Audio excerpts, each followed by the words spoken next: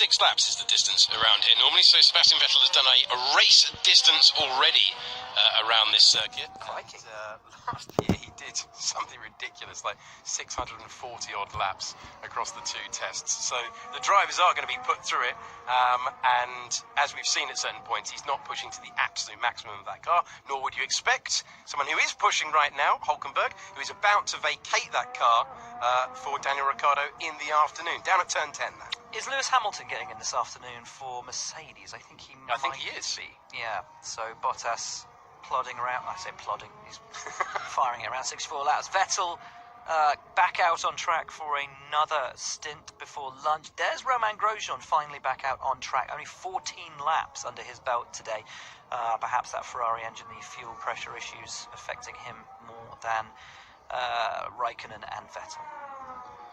So that newly liveried Haas, it'll be interesting to see how much ground he can reclaim in the afternoon. They need to work on that gold. It's not. You think it will be? You think it will be lighter because this happened with Lotus? Yeah, they had a launch version which was very gold, and then it was more cream by the end of the year. So yes, yeah, it needs a bit more yellow or something in it. You can't really see. But the black and gold back again. So we've seen it on a few cars over the years, memorably, of course, with Ayrton Senna and Lotus, with Mario Andretti.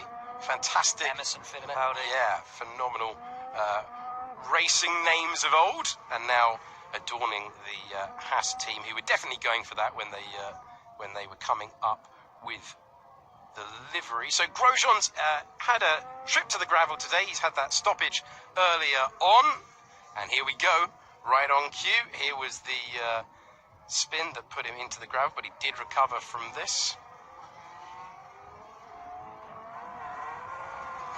Buries his foot to the floor and got out of that one. The next one, very difficult to get out of. He said in the interview with Rosanna earlier on that his engineer knew more than he was willing to let on. But the way he stepped clear. It is being reported the Ferrari having fuel pressure issues. Renault have had issues with their DRS as well throughout running so far today.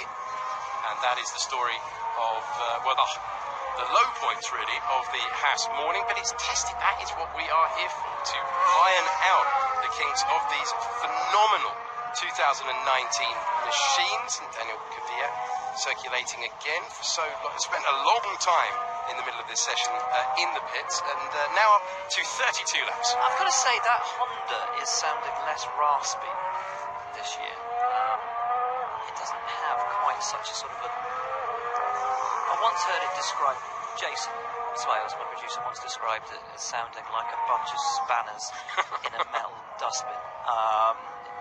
You knew when it was coming. Yeah, he certainly did. It doesn't have that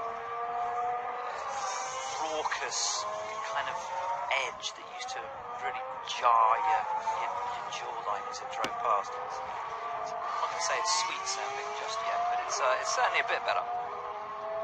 So 4 cars for Honda Power this year. Sebastian Vettel had just set the fastest first sector. He backed off a little bit in the middle.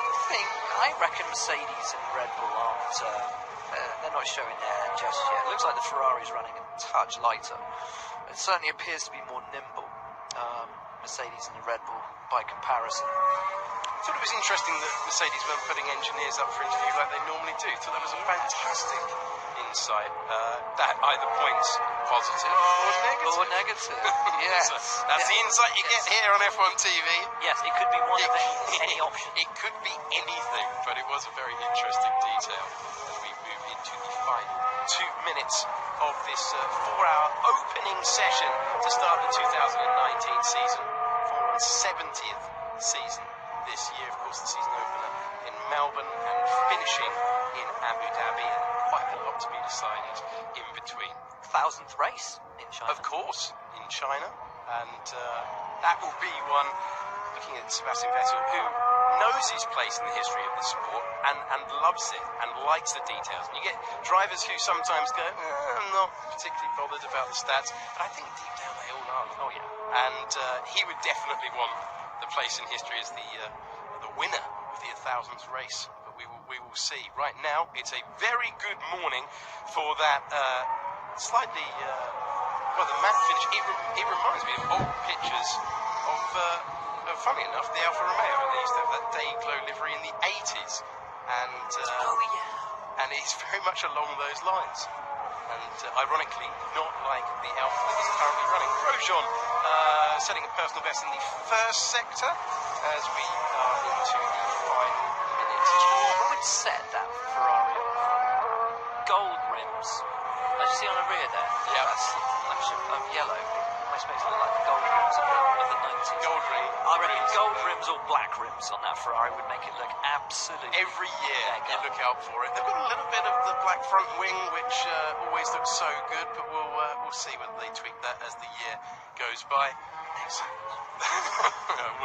And I thought from the initial launch pictures that they might have to change the black logo to the white logo, but we can see it clearly. Ferrari know what they're doing. They're the fastest car of all. Only Vettel and Perez underneath the 120 mark, but all about the number of laps. The fewest laps for Roman Grosjean, of course, with that issue. Perez has only run 20, the most of all. Sebastian Vettel with 71, and we are coming to a close now at the 1 o'clock mark here in Spain.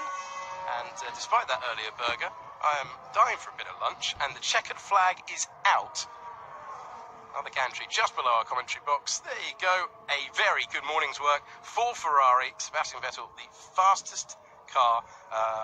No one improving out on the circuit. And 5 lights on at the top of the gantry. 72 laps. That is an incredibly good morning for Sebastian Vettel. That's averaging nearly 20 laps every hour. That's absolutely fantastic. And to be honest, Bottas not far behind. 69 for the Mercedes man, also in the 60s, Nico Hülkenberg on 65 laps. A great morning all round. And also, at this early part of the season, Vettel took Fiat first to 9th, the gap, and obviously we have no idea what fuel level everyone's running. But it's only just over 3.5 seconds, a little bit more, but not much in it really between Vettel and Fiat, which is pretty good, I'd say, for a first morning of testing. It certainly is. So Bottas returning to the pits now, having set the 3rd fastest time, and he begins his season that is so important for reasons that we've covered, kicking the rear end out a little bit there, having some fun as he returns to the pits.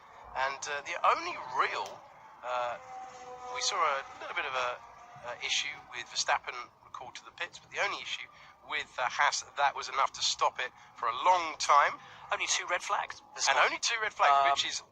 One for Kimi in the gravel, and one for Grosjean grinding to a halt through the final couple of corners with an engine issue. And given the pilot notes that I have in front of me, less than I expected. Yeah, no, In a major way. Well, it's just, I mean, again, it just shows the level that we've reached with these hybrid power units. The work that the teams have done over the winter to ensure that these things are reliable, can be taken out on track after a small shakedown session / filming day, and full classification at the end of the morning. So day 1 standings so far, with 4 hours to go this afternoon, with Sebastian Vettel on a 1:18.1 ahead of Sergio Perez. You can see 1.7 seconds behind him. Then Valtteri Bottas, Kimi Raikkonen making his debut for Alfa Romeo, and then we've got Verstappen ahead of Sainz. Hülkenberg is 7th. And then Grosjean 8th, 9th was Danny Kvyat, and he was the last runner with no time being set by Williams. Will, it's been absolutely wonderful to be reunited in the commentary box. Great fun. Should we do it all again tomorrow morning? And maybe for the next few days? Why not? Sounds good. I'm here for the week. David Croft is with you for the afternoon session along with the Sky team. Make sure you join Formula 1 TV then when Formula 1 returns.